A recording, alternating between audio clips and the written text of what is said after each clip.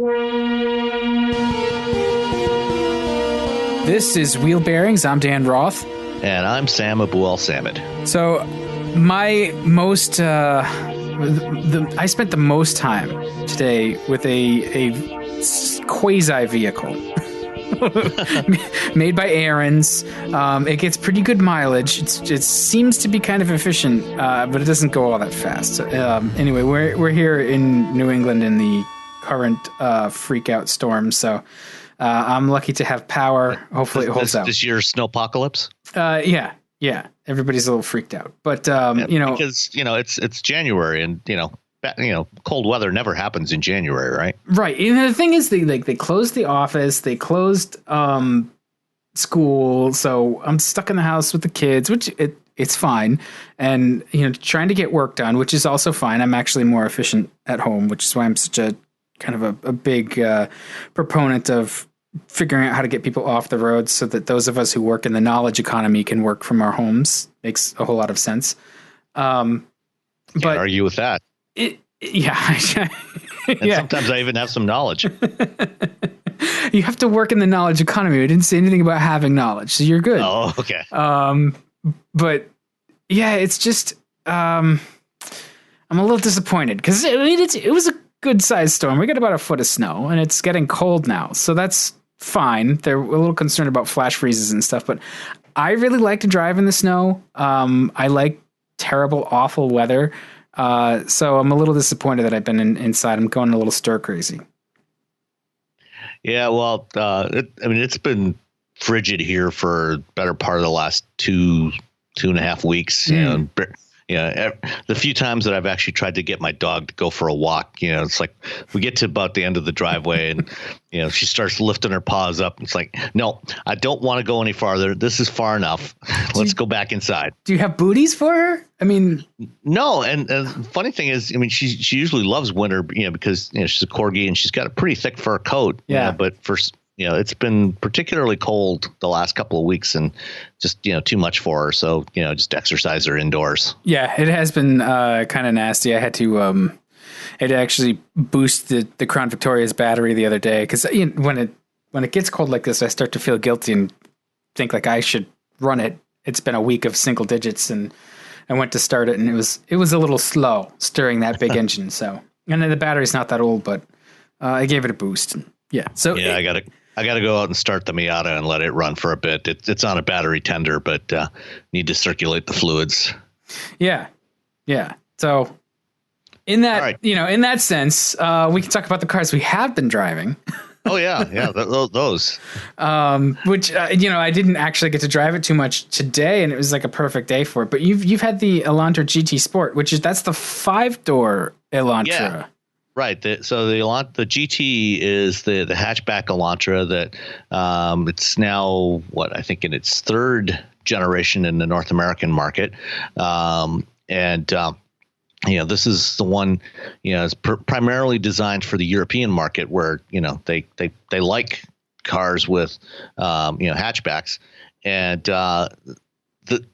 this is a relatively small share of Elantra sales in North America, but I think it's a really good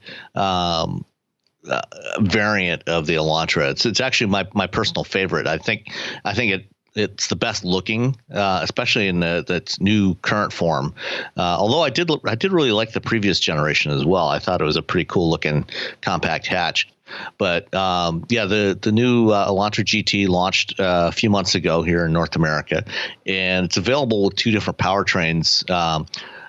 Hyundai's naturally aspirated 2-liter 4-cylinder and the 1.6-liter turbo that they use in the Veloster and in the Kia Forte SX and several other vehicles.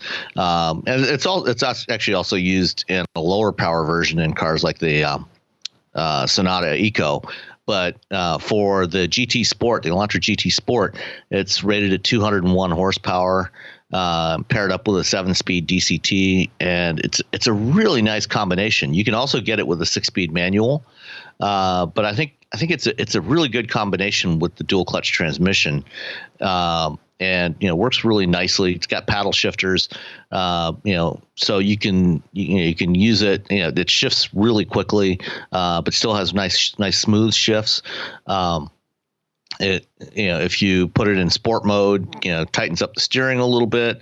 The GT Sport has a multi-link rear suspension instead of a beam axle, so it handles quite well. It's got good ride quality, and it's really surprisingly roomy. It's a very impressive little car. Yeah, I mean, it kind of follows on the praise we gave the Accent last week. It seems that every Hyundai has this knack for just offering that extra bit of value. They've figured it out, right? To make the car, roomy for its class and a great value. They all look pretty good inside and out. I'm looking at it. To me, its most direct competitor is a Golf. How do you think it stacks up? Yeah, no, I think it stacks up really well against the Golf. The GT Sport, is not quite as powerful as, say, the GTI. As I said, it's only about 201 horsepower. But I think overall, it's probably a really good competitor for the Golf. Especially having been a VW owner a couple times over now. My guess is that this will probably be more reliable than the average Volkswagen product. So I think you get a really good driving experience. It's really refined, and I think it's going to be pretty reliable. I think it's going to be a really good option for customers as an alternative to a Golf. You get all of the same kinds of positive features of a Golf. In terms of its driving dynamics and the roominess. I think it's just a really good choice overall. For somebody that's looking for something that wants some utility, but also wants something that's going to be fun to drive, sharp looking, and doesn't want a crossover. And that's somebody like me. And right. If you're I think where it stacks up really well is if you compare it to something like the Honda Civic hatchback. And the Civic's a great car, and you own one. we own one, but the styling, the design, can be kind of polarizing. It's a pretty aggressive design, and certainly I think there's a lot of people who would probably not be inclined towards it just because of the way it looks. And I think the Elantra is a really good alternative for somebody that wants a car in that size class that drives a lot like that, but wants something that's perhaps a little more restrained looking. Not that it's boring looking, but just not quite as aggressive as the Civic, especially the hatchback. Go ahead. The interior is really nice as well, and unlike the Civic, it does have volume and tuning knobs, rotary knobs for the audio system, which is always a plus. And the Elantra GT has a different interior or different dashboard design from the sedan. It's the first of Hyundai's newer models that has adopted a look that's getting increasingly common with the center display screen. Instead of being embedded in the center console, it sits up high, on top of the dash, kind of like a tablet style design, so it's up closer to your line of sight when you're looking at the road. And it's still a touch screen. And it's within easy reach, but you've got rotary knobs for the volume and tuning as well. Yeah, and I was going to comment on that because I don't like the way it looks. Although it's hard to argue the with Elantra? that screen. The Elantra itself, overall, I think it looks great. It's nice. They've got their styling thing down. They stole some really good designers from other automakers, and that thumbprint is on everything they do. And it was a great move. The cars look really good. In the past, I think Hyundai Kia vehicles depending on which they were, they were farming out the styling. So some of them might have been styled by Giugiaro, and then some of them might have been styled in house or by different firms for hires. And they've got that actual like car styling thing down inside and out. Their stuff looks great. Their ergonomics are good. Whoever's choosing the materials and the packaging and all of that, they're doing a bang up job. That dash screen, I understand the functionality. I hate the way it looks tacked on, and it just bugs me. It offends my delicate sensibilities. And there's not an alternative. There is nothing delicate about you, Mr. Rob. Oh, excellent. Fantastic. There's really nothing you can do you can make the dash higher, but then you lose sort of that visibility outward, so. Yeah. I think, you're right. All of these, current crop of vehicles that have the screen mounted up high like that, they always tend to look a little tacked on. And that's just, inherent in the nature of it. And as you say, you could, bring the dashboard up and kind of wrap it around so it looks more integrated. But, then it also, you end up feeling even more like you're sitting down in the car, right? Especially with the dash in front of you like that, you feel like you have this giant barrier in front of you. Whereas, having it, kind of fall away around it like that and basically just have the screen and the instrument cluster, up higher like that, gives you a more open, airy feeling, so it feels roomier, which I'd prefer. And I'm willing to tolerate that, that kind of tacked on look of the screen in order to get those other benefits. Yeah. There's nothing we're going to say that's going to dissuade anybody from doing it anyway. If they wanted to make the dash higher, it would be nice. I mean, that Saab 900 aesthetic really pleases me. I like that. But it's not for everybody. And there's also no getting around the fact that the screens are going to be integrated in the cars. So given the choice between the two of them, having it less conspicuous, sort of more down low and more integrated into the design, I think it looks better. It operates worse. At least this way, when you're distracted by the screen, you still got your peripheral vision to sort of watch the road. Mm-hmm. Which is the point of putting it up high. Right. One thing I do give Hyundai credit for doing really well over the last several years is whoever they source their displays from, they've gotten really good displays that are where glare is not a problem. There's very little glare, even when the sun is shining in, from the side, from the worst angles or whatever, they're still very visible, which is, I think, really important. And they, looking at the screens with polarized sunglasses is never a problem, as it has been in cars from certain other brands at similar price points, who will remain nameless.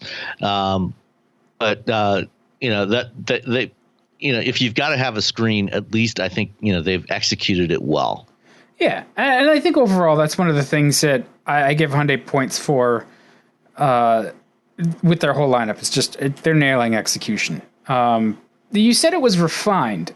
Can you expand on that a little more? Like, what makes you feel that it's refined? Is it quiet? Is it, yeah, it's quiet. It feels solid. The materials are, they feel good. It doesn't feel cheap. In terms of the controls that are there, it's not. I mean, it's got all the features you would expect, and actually, it's got plenty of features, at this price point. The one I'm driving is a loaded model, pretty much maxed out with the technology package, and it's the Sport with the automatic transmission. It's about just over $29,000 delivered, which is not cheap, but it feels really well put together. There's no squeaks and rattles. Everything looks relatively upscale. So it looks good visually, but it also feels good to the touch when you touch stuff. And it's got features like there's a wireless charging pad, so if you've got a phone that supports that, that's right in the bottom of the center stack ahead of the shifter. And good luck getting that in your Volkswagen. Yeah. Actually, I think they are starting to put that in some of the models. Are they really? Models. Yeah. I mean, that's becoming increasingly common. But things like the seats are really comfortable and supportive. It's very roomy inside, and especially on the Sport. It's black leather with red contrast stitching. It looks it looks sporty, and it looks like a little more upscale than what you would expect of a Hyundai compact. Good. I mean, and it should for $30,000. But the thing is too, that's one of the things when I I drove the Elantra Sport, and I thought it was great. I did miss the fact that it had a trunk versus the hatch. I wanted the hatch, and the 1.6, like you're saying, it's not as powerful, but it also starts much cheaper than something like a GTI. And so, the natural comparison is the Golf GTI lineup, just because it's this benchmark for driving dynamics and packaging efficiency, and just that's a hard car to beat, and that's why it gets recommended so much by enthusiasts to enthusiasts. But the power deficit is sort of offset by the price difference, and 200 horsepower, and it's a torquey engine. Yeah. There's nothing really to complain about. Yeah, it might lose out in a drag race to a GTI, but it's still plenty fun to drive. Yeah, I can see that. I enjoyed my time with and I had the manual in the Elantra Sport. So I've driven them. I drove the manual a few months ago when they did a media drive here. Spent a couple hours driving the manual, and I've driven the 1.6 turbo manual combination previously in the Forte. So I know that that's a good combination as well. But I think for the reality is as much as you and I prefer automatic or manual transmission. Right, I was gonna say, the reality is most Americans are don't. Most Americans are going to want an automatic, and I think that this is a really well executed automatic. The Hyundai's 7-speed dual clutch is a really good transmission. I've never had any real complaints about the gearbox. All right, so it sounds like you've been relatively impressed. I mean, we're just going to have to get Hyundai to start sending us checks as much as they send us cars, because it seems like we really enjoy their cars quite a bit. And it's quite a change from the days of the old the old Elantras and stuff. Not old the Well, Excels. I mean, I'm old enough, to remember back when Hyundai first came to North America. Before they launched in the U.S. market, they were in Canada for several years. The Pony? In the early 80s, yeah, they launched there with the Pony, and then introduced the first generation Sonata, both of which were quite popular in those early years in Canada, solely because they were dirt cheap. I was going to say, Canadians really like cheap cars, especially from what I hear in Quebec. They also went for Ladas for a long time too. So, I mean, now that they're over 25, we're starting to see this giant love affair with the Ladas, especially the Niva here in the US. No, I mean, those were crap, and they're still crap. But, but they look neat and they're different. The original Hyundai Ponies and the first generation Sonatas were not good cars. I'm trying to remember if that first generation Sonata in Canada was the same as the first gen Sonata we got here in the US back in. No, it was not. Okay, so we only started with the second gen Sonata. Yeah. Okay. And that one didn't do so well either, but it was cheap. Yeah.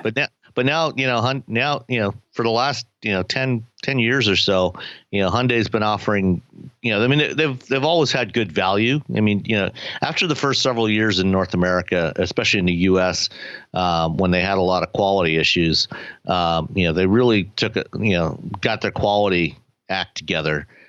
They still weren't very good cars to drive, but right. They were built a lot better and they had better warranties. And then over the last 10 years, they've really made them much better cars overall. So now, they're still, they're not as cheap as they used to be, obviously, but, they're still a reasonable value. And, you get a lot at the price points, whether you're buying, an entry level Hyundai or a Genesis, or anywhere in between, you get, pretty good set of features at whatever price point you're at. And, they're decent cars to drive and they look good. And, I would have no hesitation recommending them to anybody. Yeah. So there you go. There's our sales pitch this week for Hyundai. Next week, I might be in a Hyundai and we'll do it again. But this week, I've got an appropriate snowmobile. I've got a Challenger GT. Oh, yeah. I mean, what could be better than a four-wheel drive Challenger in a winter storm? So I went to the launch event last year that they held up in Maine, and we went out to a track in nearby New Hampshire to try it out. I will say it's a hell of a car in the snow. It's really, really good, even on all-season tires. It was hard to get it. That was going to be my next question. Did it come on all seasons or winter tires? I'm pretty sure it's on its standard all seasons. I only got it the other day, and I got it on Tuesday. It sat in the driveway all day today. I moved it a little bit to get the snowblower around it. But from my experience before with the Challenger GT in the snow, it's pretty hard to really get yourself in trouble with it, even on those all-season tires. So that impressed me. Maybe it's because of that road-hugging weight. I don't know. But I like the Challenger anyway because it's one of the last sort of personal luxury coupes. It's not really super luxurious, but we don't have the Thunderbird anymore. We don't have the Monte Carlo or whatever. It's really the sort of coupes in general. I mean, even by car standards, I mean, coupes are a dying breed. Yeah. Two-door coupes. There's not many left, and those that are around, are selling in smaller and smaller numbers. Yeah, and it's a shame because it's nice. What's I like about it is it's a big coupe, so it's roomy and comfortable. It'll cover miles comfortably. You don't. It's not a real sort of fatiguing car to drive. It has a decent trunk. Yes, it's heavy. And it is physically large, but so there's two sides to that coin. It also handles pretty well though, even the GT, which is, certainly not the, high performance suspension or anything, but it's a solid car and it always has been. And so it drives well. But is it a V6 or a V8? It is. The all-wheel drive Challenger is V6 only. I think it's 305 horsepower from the Pentastar. Okay. And they used a bunch of like police heavy-duty suspension pieces when they did the package up. So it's kind of like they rated the parts bin for a bunch of stuff and voila, new model. But it's a good car. And FCA is good at that. Yeah, they're really good at it. And especially they have the Challenger. They have a decent bin of parts to choose from, even though the platform's kind of aging. It's aging very gracefully. I guess surprisingly so. Yeah, if you like it. If you don't like it, I don't think there's anything I could say that could convince you otherwise. It's just not your thing, and that's okay.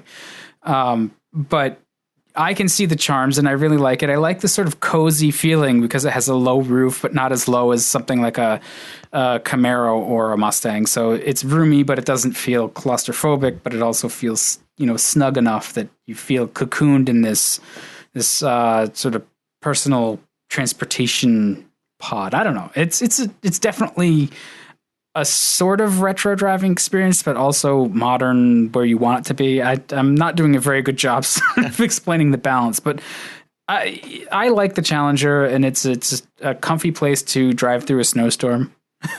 And you don't really, there's not a penalty you pay for having all-wheel drive, other than you can't get the V8 with it if you want the V8. But the V6 has plenty of snort. It doesn't feel like a slow car. Yeah, well, I mean, if you really want all-wheel drive and a V8 in this platform, you can get it in the Charger. You can get an all-wheel drive V8 Hemi Charger. Yeah, So, that's always an option. I do wonder if FCA is going to sort of use that powertrain to just pull another rabbit out of its hat with this car, because it doesn't seem like it's going away anytime soon. Anytime there's a rumor that the LX is dying, it's like, yeah, okay, whatever. This car's going to be with us till like 2050. It's the B-52 of cars. I mean, that's fine. It's about the same size. If we can get one with some jet engines in it, that'd be okay too. No, I mean, I don't have. It's not a new car in that sense. Right? It's a model we're all familiar with. So a lot of the kinks have been worked out. There's not a ton of surprises in that sense. It's a Challenger. It's a good car. It's a known quantity. Overall though, what I get is this sort of lament, like, gosh, I wish there was more choice in coupes. If you want choice in coupes, you really do. You have to go up to the luxury, to the premium playground for that. You can get BMW and Mercedes. Yeah. You got, the Audi A5, S5. Right. The Mercedes has the C-Class coupe and the E-Class coupe. And the S. And the E-Class coupe is fantastic. It's just very expensive. Right. Well, all of them are. Yeah. And BMW's got the 4 Series and the 6 Series. And that's literally about it. I mean, there's really no other coupes, under $100,000 from Europe. Yeah. So I mean, that's FCA's sort of and. And it's weird, even as long as the Challenger's been around, largely, unchanged, they just keep tweaking it, and adding new things here and there, a little more power here and there. They still managed to sell, almost 65,000 of them last year. Well, which is just shy of the sales numbers for the Camaro. Camaro was about 68,000 last year. Right. So what does that say? I think it says a couple of things. They nailed the styling, and they do keep tweaking that. I think it's a great looking car. It certainly has presence, and I think 60 something thousand people also think it's a great looking car. There's also a good amount of aggression to actually move the iron. Yeah. So the sales apparatus does a very good job putting people in the cars. And so, yeah, I mean, that's a whole automaker worth of volume for one model. I don't think Lincoln would be unhappy with selling 68,000 cars of a single model. Yeah, I mean, I can't remember the last time that they sold that many of anything. Right. It's been a long time since they sold that many.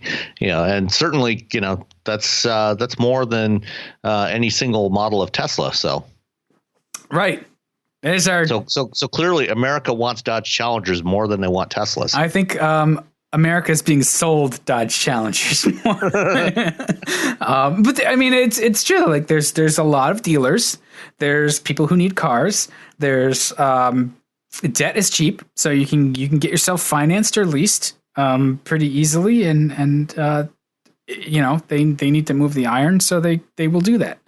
I mean, the Challenger, again, like anything now, and next week, the week after, we'll be talking about one of the vehicles that's going to be introduced at the Detroit Auto Show. I was at a preview of it today, and a big part of the reason why this new model exists is because of pricing, and the creeping, the continuous upward creep of prices, on new vehicles. The average transaction price, nowadays is about 30, I think it's a little over $35,000 now. And so it's becoming harder and harder to afford a new vehicle. Yeah. Which is no wonder that, certainly, leasing's a big deal, but having cheap interest rates, low interest rates, certainly helps to make it affordable, at least from a monthly payment standpoint. But yeah, and the Challenger is pretty available at a pretty reasonable price. Starts at about 27. Yeah. How much was your GT? I don't know off the top of my head. I didn't look at the Monroney, but the sticker for the Challenger GT, I think like its starting point is looks like it starts at 33.4. It does it? Is it that high? I thought it was 30. It's very well equipped for its price. This one's probably pushing 40. It might have some options. But it's not a super expensive car. What it does work out to though, like the average price for any car is $35,000. Think about that. You don't put any money down. You have a 60-month or a 72-month loan. That's like $500 or $600 a month. That's a lot of dough for a car. Yeah. Man, unless you get one of those now super extra long-term, like 120-month loans. Well, I think the longest general loans that you can get in the U.S. for a car is about 84 months right now. I don't think anybody's doing longer loans than that. Although in Canada, I hear that they are doing 96-month loans now. I've seen 96, but it might have been something from Canada where. Yeah. Although there may be some banks that are offering, some independent banks that are offering 96-month loans, but from the captive finance arms of the car makers, I don't think anybody's doing longer than 84 months right now. I mean, 84 months is a long ass time to be tied to one car. That's 7 years. Especially to be making payments on it. Better be buying something that's going to hold its residual value. Right. Everybody should buy Wranglers. or 1981 Volvo 262Cs. Right. Oh, but if you're Casey List, you should never ever buy a Wrangler because that's what we said. Don't go back. You should ride a bike. Anyway, yeah. So we had a long chat with Casey yesterday over Slack.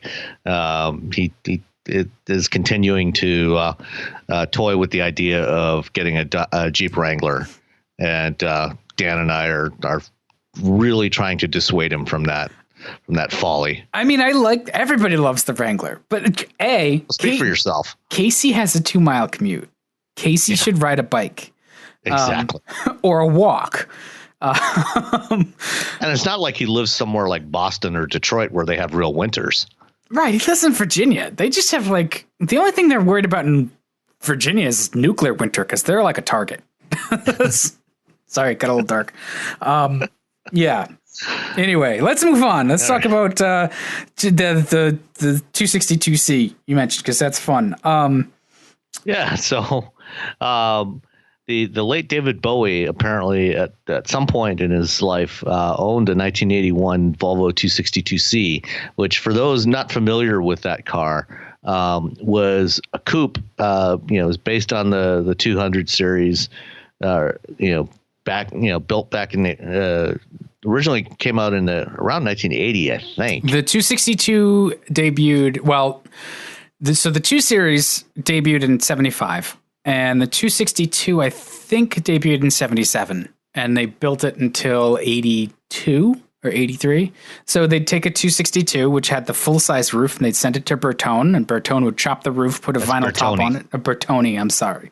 And they'd put a very pimpy interior in it, and the tiny steering wheel with a little crown on it, which I think I had that or a GT wheel in my 245. I forget. But yeah, it had a 1-inch smaller wheel, and it had the 262 had the V6, it had the PRV. So it's the B27, which ate its camshafts. So I hope David Bowie didn't have cam trouble with his 262. Yeah, I mean, for a Volvo of that era, it was very expensive. Yeah, it was expensive, and it was also very different looking. I mean, it was, it was the first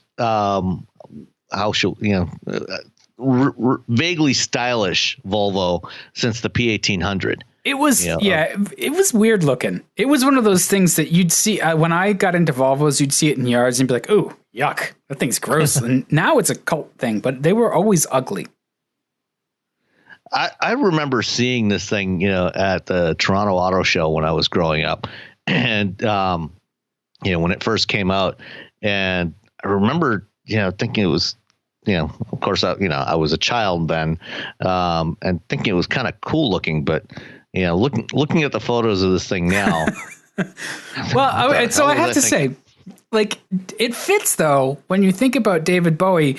My first thought was like, well, of course, if David Bowie was going to own a Volvo, like this is the Ziggy Stardust's Volvo. But by 80, 81, 82, that was Thin White Duke. And I can see it even better is like the Thin White Duke in the black 262C. Like it makes sense. So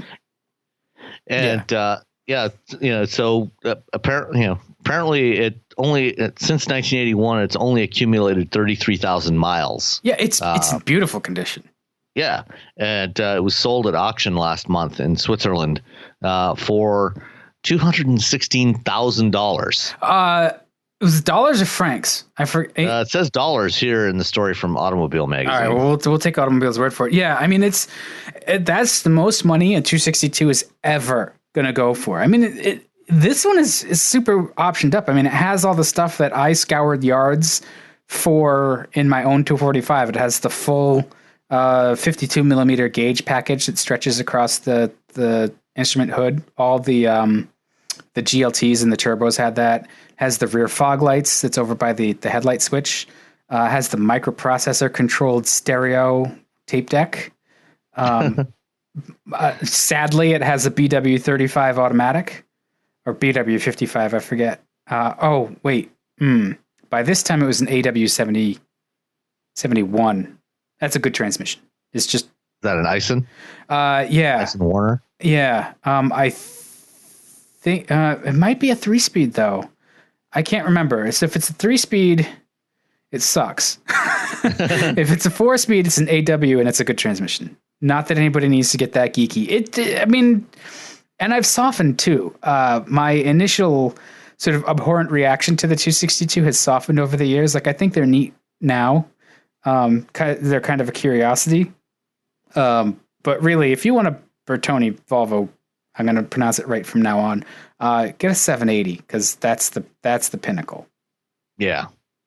But it's funny. The reason I brought this up, is because last week we had the conversation with Larry Velaquette, about the end of collector cars, and I got to wonder, if 10 years from now, if a car like this, or even if it was the exact same car in the same condition, if not for the fact that it had originally been owned by David Bowie, would this car, in this condition, be worth anywhere near this kind of money? No, I mean, and just because it was owned by Bowie, why would you care that much about it? I don't know. I mean, I think part of it too is, what are you going to do with it? Are you going to put it in a museum and say like, look, that's David Bowie's car? Very soon, there's going to be people like David who? There already are. Right. So it becomes a conversation piece, or it just becomes a car you drive. It is in lovely shape. Just looking at it, it's in beautiful condition. And 240s, just being an enthusiast, a Volvo enthusiast, and a former 240 owner, I've sort of kept an eye on prices. It's one of the things that we talk about. 240s have attained this status where clean ones are commanding a premium price, especially wagons. But it's but how much of a premium? It's right. It's like I would have a hard time arguing that, like, look, if you're going to find a super clean rust-free 245 with a manual for $10,000, like, and low miles, you can't restore it for that price. So if you can swing it, you should buy it. If that's what you want to do. And that's a really high price for that car. I just did a quick Google search, and it looks like 1980s and early 90s 240s are going for between $2,000 and between $2,000 and $4,000. Although there is a 1990 240 wagon here with 59,000 miles that somebody's asking $20,000 for. Right, that's insane. It's in San Diego. Right, it's a low miles car. It's from an area that doesn't really, cars don't see salt there, so they don't rust. And one of the things the 240 does pretty well is rust. It's not quite as bad as other cars, but it's a European car from a handcrafted era, shall we say. So it's not as impervious as later models. 740s rust a lot less. But it's never going to be, they built 2 million of these things. It's never going to be as valuable as this one is. And this one is only valuable because of mania. This is not an actual, like, it's not $100-something thousand, $200,000 car. All right. So enough enough of that nonsense. Speaking of winter driving, you're probably as much of an expert as anybody. I am a fantastic winter driver. I enjoy it. I'm a legend in my own mind. Well, that goes without saying, right? But as we record this, the northeastern United States, or a good chunk of the eastern seaboard, I guess, really, is getting hammered by this massive winter storm. Basically a winter hurricane, and driving in wintertime, for those who live in California, is, you think, what, this is not a big deal. I mean, who cares? I mean, but the reality is it's a very different experience from driving at other times of the year. You've got, things like low traction to deal with, right? Poor visibility, and the cars themselves, perform very differently when the temperatures drop. Even if there's no snow, there's a lot of things about cars that get very different when temperatures drop below freezing. And, I'm not sure what the temperature is in Boston right now, but here in Detroit area, it's about just about zero right now. It's been very frigid. It was in the 20s today, so it actually wasn't too bad. It's dropping. It's going to be real frigid again over the next few days. So cars don't like that. Yeah, and one of the most important things to keep in mind when it gets this cold is your tires. Even if you're driving on so-called all-season tires, the rubber compounds, their properties change quite a bit as temperature changes. I mean, if you've ever watched racing, you've seen, when they come out of caution, when they're getting ready to come out of caution periods, the race cars are swerving back and forth because the drivers are trying to keep their tires warm. When their racing tires are warm, they have better traction. But when tires get really cold, their traction can degrade very rapidly. So even if you haven't been hit by snow, you need to be really careful, even if you're just having a cold snap. Once the temperature drops below about 40 degrees, even all season tires lose a lot of their traction. So you've got to take that into account when you're looking at things like stopping distances and how fast you're going around corners. And there's a lot of things a lot of important things to keep in mind for safety. Yeah, I mean, one of the things that people always say, I hear this is, because they'll complain about it, or they'll, we'll talk about what their next car is, and they say, well, it's got to have all-wheel drive. And it's like, no, you should really consider getting yourself a set of snow tires or winter tires. I guess I say winter tires because they work better even when it's not snowy. Like you said, the compounds are different.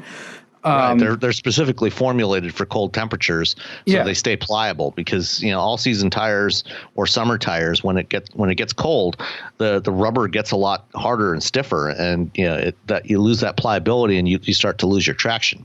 Yeah, and that's, the thing that people say is like, well, I've got all season tires, and I really I think that's something that's been foisted upon the public is like a convenience that's actually a safety detriment, because you have this false sense of security that the tires can handle any conditions, and some are better than others. Like I was talking about the tires on the Challenger GT. It does okay.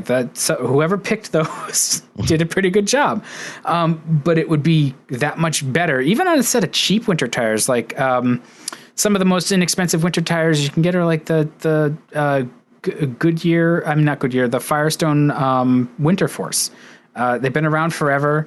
They're not quite a Blizzak, but they're still a good winter tire, and it makes the car into an absolute tank. So a two-wheel drive car is really good, even if it's front wheel or rear wheel, on proper winter tires. And the other thing that people who don't drive in the snow or don't drive a lot in the snow need to get comfortable with is slippage will occur. And you have to be okay with that sort of traction loss and understanding physics and how not to overcook it. And I think that's one of the things that we sit here in our frozen northern kingdoms, sort of pointing and laughing at people in the south because Florida got snow the other day.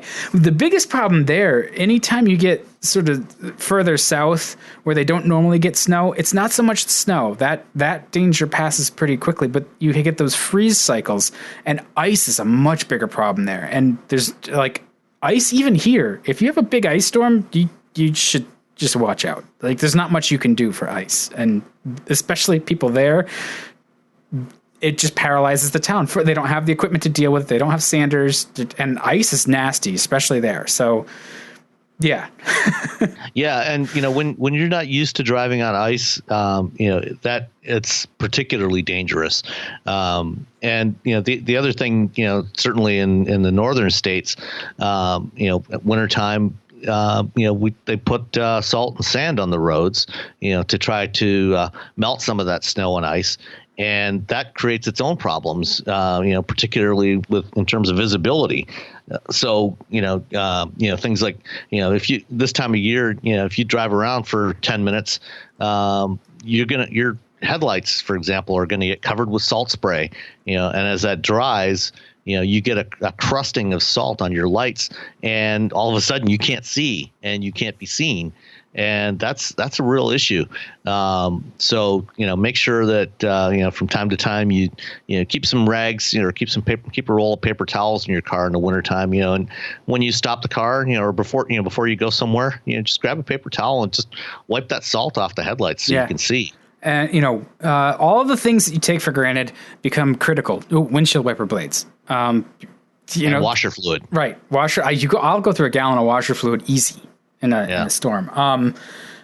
The flip side is, if you can handle it, it becomes really nice to be on the road in a crappy storm, because speeds are, you're being careful. So you get this opportunity to just sort of, you have a challenge. So you get something to concentrate on. You can settle into the challenge and give yourself something to do. It's not like a boring commute. And there's not too many people on the road because you're the only idiot who would be stupid enough to be out there. So traffic's usually not that bad, unless it's snarled, and then you're screwed. So I don't know. There's this sense of solitude driving in a storm, and my grandfather used to do it too. I remember my parents talking about it. I did it for many years. I used to have commutes all the time, and driving home or driving to work in snowstorms, was something I got used to. Yeah. One other thing to keep in mind as well is, even if you have all-wheel drive, if you've got one of your fancy SUVs or crossovers with all-wheel drive or four-wheel drive, it'll let you go faster. But all that really means is that when you do inevitably go off the road, you're going to go farther off the road. You're just going to get your stuff. You're going to get your stuff. You get yourself stuck much harder than you would in a two-wheel drive vehicle. Yeah. I mean, there's something to be said for, especially if you don't have winter tires. Right. I was going to say, there's something to be said for all-season tires, open differentials, and two-wheel drive. At least they kind of neutralize the people who need neutralizing. Yeah, they get stuck and get out of the way quickly, and then you can move on. You can keep heading down the road. So once we get the kind of wetware out of the issue, though, once we actually make winter driving a hardware, software, lines of code thing, how does that change the situation? Like, what does mobility do when it's like mobility as a service and we have a storm? I know they're working on it. Obviously, one of the things that everybody likes to point at is like, oh, well, how's that automated car going to work in the snow? They'll figure it out. But eventually they will. But for right now, most of them pretty much don't work in the snow.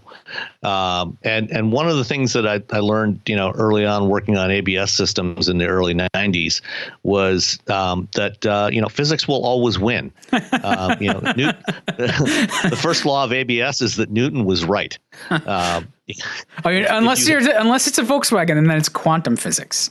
Hey. Jesus, I'm sorry. Yeah, I mean, if you don't have friction between the tire and the road, there's nothing that's going to help you, and that goes for whether it's a computer doing the driving or a human. So autonomous vehicles are going to have to drive a lot slower. And, one of the reasons, why, you're probably actually not going to be able to buy autonomous vehicles for quite a while is because, the manufacturers need to make sure that the sensors can stay clean. So that means you can't have these vehicles out running around, without, with an empty tank of washer fluid to keep those sensors clean. You need to have really good high def maps so that of the surroundings, so that the car can figure out where it is. Even when it can't see the road, it can look at the landmarks and triangulate off of, buildings and street, and overpasses and trees and whatever else might be out there. So it's going to be a challenge for quite a while.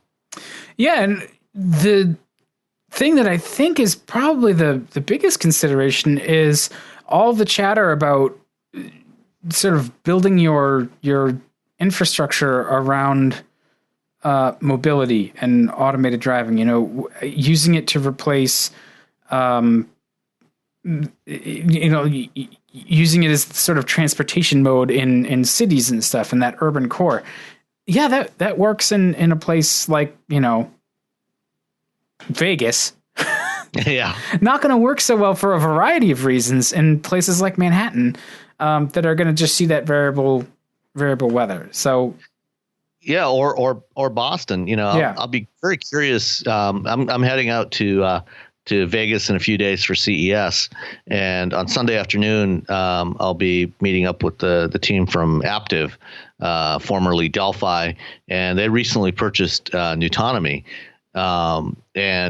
Nutonomy and now Aptiv has a partnership with Lyft, and I guess they started running some of their autonomous vehicles in Boston a couple of months ago, and I'll be curious to see if they've been running them at all, over this past week or in this winter weather, and to see what kind of results they've been getting. Have you ever seen one of those cars on the road around Boston? I haven't personally, but I'm not necessarily on that side of town. I'm a little out in the suburbs. They're running them in the the marine park, and they got clearance to actually bring them out of there into, I think, the innovation district. I think so. Is that the part of town that's underwater right now? I was going to say, you should ask them if any of their cars flooded. Because we've got waves that look like Slurpees, and some towns that got a pretty big storm surge today. My guess is those things have probably been parked for the last week or so. Yeah.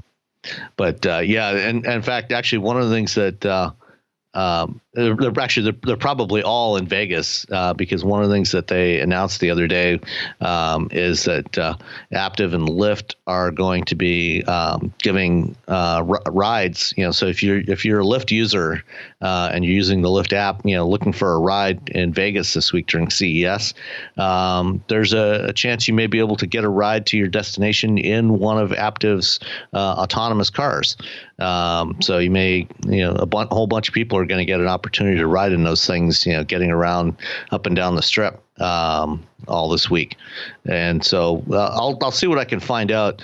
I said I'm meeting with them on Sunday afternoon, and I'll see what they have to say about their experience operating in Boston. Yeah, ask them if they need like a creative director or something.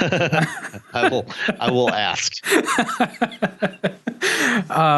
Yeah, so you are going out to CES, and that's we'll touch on that more next week too. But I mean, is there anything in particular that you're looking forward to seeing out there? Yeah, certainly, checking out the Aptiv autonomous vehicles. I've got a whole bunch of meetings scheduled, going to the NVIDIA press conference on Sunday night. So I'll see what they have to announce. Intel's going to be making some announcements on Monday night about their autonomous program. Ford CEO Jim Hackett is doing a keynote on Tuesday morning, and I'm having dinner with some people from Ford on Monday night. I've got a little preview today of some of the stuff that they're going to be talking about, and we'll discuss that next week. Some interesting things going on there. What else? I've got a meeting scheduled with Chris Urmson, the CEO of Aurora and former head of the Google self-driving program. So be interesting to see what he's got to say, and we'll try and get that into the show next week. We'll see what else I can come up with. There's lots of interesting stuff going on there. Yeah, that's an enormous show. Oh yeah, I mean, I wish for Harry Potter fans out there, at one point in the series, they had this device called a time turner that let you turn back time, I think in 30 or 60-minute increments, and one of the characters was using that to attend 3 different classes at the same time. Right. I kind of wish I had one of those at CES, because right now my schedule is completely booked solid for my entire time there, and I've still got a bunch of meetings that I'd like to be able to squeeze in somewhere and just literally have no time for. There'll be lots of interesting conversations next week. But one of the things that's going to be shown at CES on Monday is Hyundai at their press conference will be showing off their new fuel cell crossover, hydrogen fuel cell crossover. And today, both Hyundai and Volkswagen put out press releases announcing that both of those companies are actually partnering with Aurora, which is a startup middle of last year in Palo Alto. Their CEO is Chris Urmson, who I just mentioned, and their other co-founder is Sterling Anderson, who was formerly at Tesla. He led the development of the first generation autopilot system at Tesla before leaving there. And they have been working on developing their own automated driving stack, as well as our automated ride-hailing platform. So they're working on both the service side and the hardware and software side. And now they're going to be working with both Volkswagen Group and Hyundai on their systems. And Hyundai announced that they're going to have an autonomous version of that fuel cell crossover on the road by 2021 using Aurora's technology. Well, and their goal too is to be level 4, right? Which is level 4. Nothing is currently level 4. Is there anything on the road with level 4?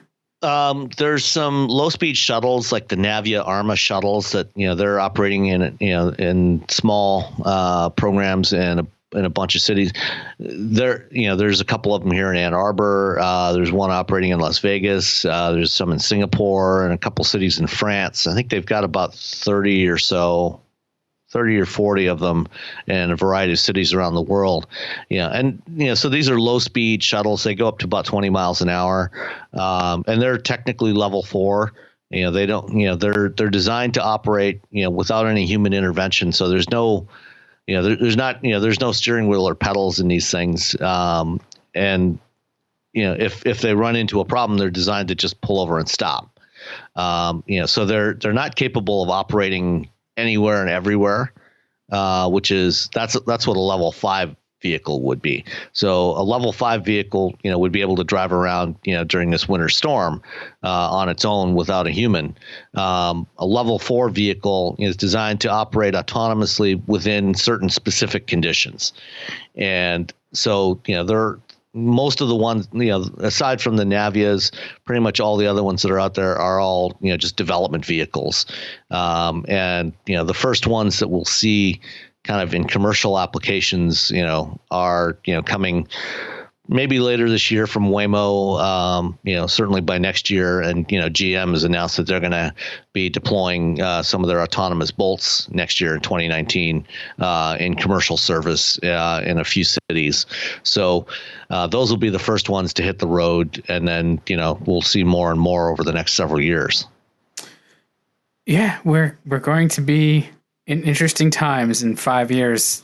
If we're still around, I hope we are. Wheelbearings should be very different.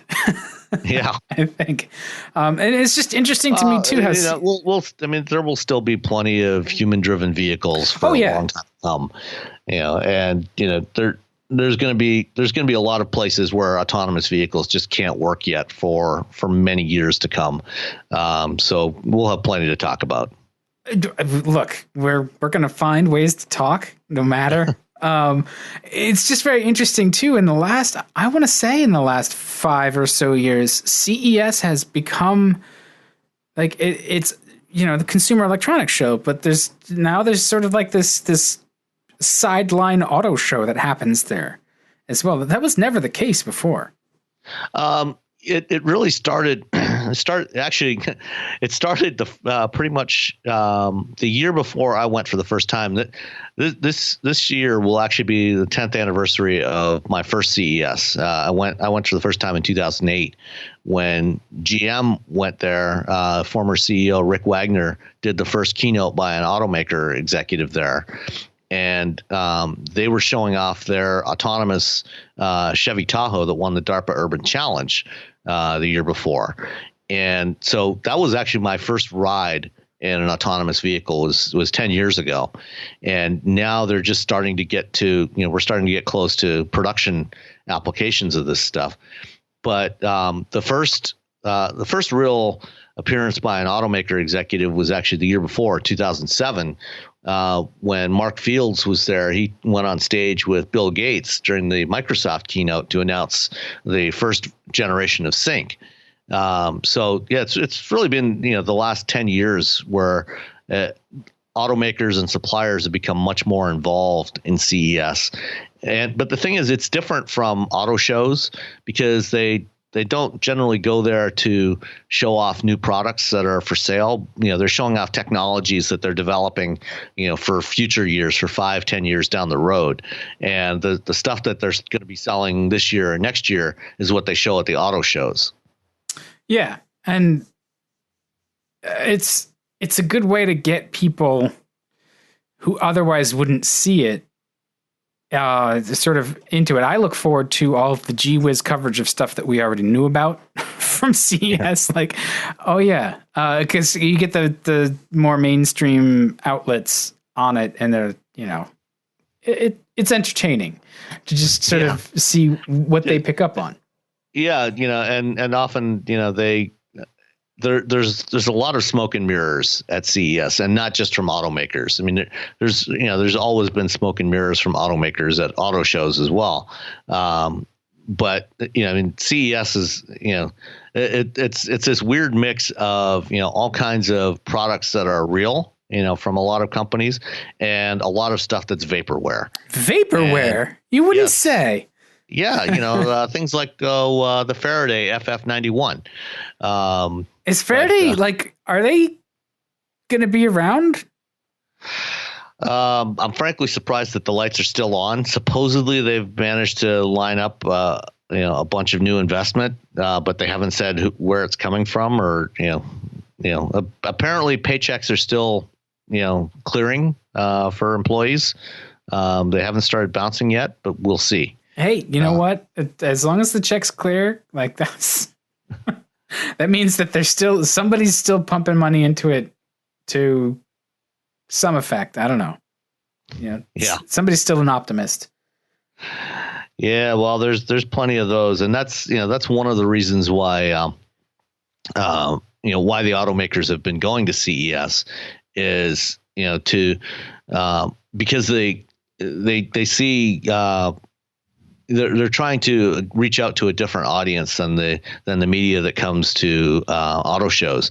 They've been trying to create the perception of being technology leaders rather than just old line, metal benders. Yeah, and part of the reason is they're trying to appeal to the stock market, to the financial markets, because the financial markets don't see any value in companies that actually make physical products. They prefer companies that seem to be changing the world. Well, they're idiots. You know what changes the world? Physical products. True. It's funny. Science is all about understanding how the world around us works, and technology is about applying that knowledge of how things work to solving real world problems. And engineering is about applying that knowledge of how things work to solving real world problems. And that's what companies that make stuff do. They solve real world problems. Listen, I mean, the real world problem of actual bodegas has been solved. Now we have a glass case called Bodega. And I mean, we're done. We can retire. But no, I mean, I think it's good because automakers are technology leaders. They do have an industry that has aged for sure and evolved and changed. But what other industry makes something that complex with that many systems that many people own? It's usually the sort of second most expensive thing people buy, other than their home. And they have to make technology that is not only very sophisticated, but also super robust. Like that's really friggin' hard to do. It's not a phone, Oh, absolutely. Yeah. I mean, a car is a vastly more complex device than a phone. And, to do that, in the kinds of volumes, 100 million units a year, and do it as reliably and as safely, I mean, it's not perfect. I mean, there's lots of problems, but, all things considered, they do a pretty damn good job of it. And, they deserve some credit for that. Yeah. I mean, the story that we're seeing about the Tesla Model 3 that's started to hit reviewers is that, the car itself, it's pretty good, but some of the problems such as assembly quality, stampings, and all those things that other automakers have figured out, and they do it at a very high level, and we take it for granted, they're still dealing with that over at Tesla right now. So those, the tech is one thing, but also the tech to actually make the thing out of the physical material is pretty impressive. I mean, I wish they would just bring like a body press or something to CES and just show them, especially something with like a deep draw that has to do like 2 or 3 steps to just really get that sculpting. Like, it's crazy the way things are manufactured, and we all just sort of ignore it. I don't know. Yeah. No, totally. And it's funny. Just yesterday, the December sales came out from the automakers, and Ford, in their year-end results, they sold just shy of 900,000 F-Series pickup trucks last year. So in 1 year. The F-Series pickup has been the best-selling single model for as long as I've been alive. Yeah, I mean, it's been the best-selling truck for 41 years, and the best-selling vehicle of any type in the U.S. for, I think, like 36 or 37 years now. Okay, so I've got it beat on any type, but it's been the best-selling truck as long as I've been alive. Yeah, actually longer. That's really impressive, and some of it's numbers fudging, but because you combine the Sierra and the Silverado, and their numbers are often at least very close, if not slightly more. But yeah, that's a lot of damn trucks, man. Yeah, I mean, it's pretty remarkable that they can build anything in that kind of volume as much as they do, and especially given the it's funny to hear Elon Musk talk about production bottlenecks with the Model 3, and they have very few actual buildable combinations. Their supply chain is actually pretty simple, and they still can't seem to manage to figure out how to put them together with any degree of consistency. Whereas you look at something like full size pickups, you've got multiple different body styles, different bed lengths, wheelbase lengths. You've got regular cab, crew cab, extended cab, long bed, short bed. I know at least as of a couple of years ago, Ford had something like 14 million buildable combinations. Yeah. And, they certainly don't build that many, they don't build every single one of those, but the number of possible permutations of all the options, is, it's unbelievable. And they managed to get all those parts sequenced and, get them into pretty much the right vehicles every time. Yeah, the industry has shifted to just in time as well, which is again like makes it even more complex. Right, the parts don't show up until they're needed. Like it's all very impressive, and trucks are certainly the area of the market where you've got the most combos and most choices. It can make your head spin just to order up a single truck. There's still a lot of options. It's not quite the same as cars or crossovers. Where it's packaged and there's not as much choice. Trucks are pretty flexible to configure. Yeah, well, the market for trucks, the customers, a lot of the sales are to commercial customers, right? Who often want very specific combinations, for their applications, and those combinations can vary wildly from one customer to the next depending on what they need. Yeah, I just where sales numbers are at, we're off a little bit. From last year, I'm just waiting for it to all crash down. Yeah, we'll see. I wonder what a $9 million a year total thing was. Fortunately, I don't think we're going to get there. Hopefully, anytime soon. Yeah, I mean, it'll be a shift. It'll be quite a readjustment. Yeah. Well, let's like I said, let's just hope we don't get there anytime soon. With that, on that positive note, why don't we wrap it up for this week? And, all right. We'll next week we'll have a whole bunch of actual news to talk about with CES and some of the stuff that will be coming out just before we hit the Detroit Auto Show. So we'll talk to you all next week. All right. Have a good night.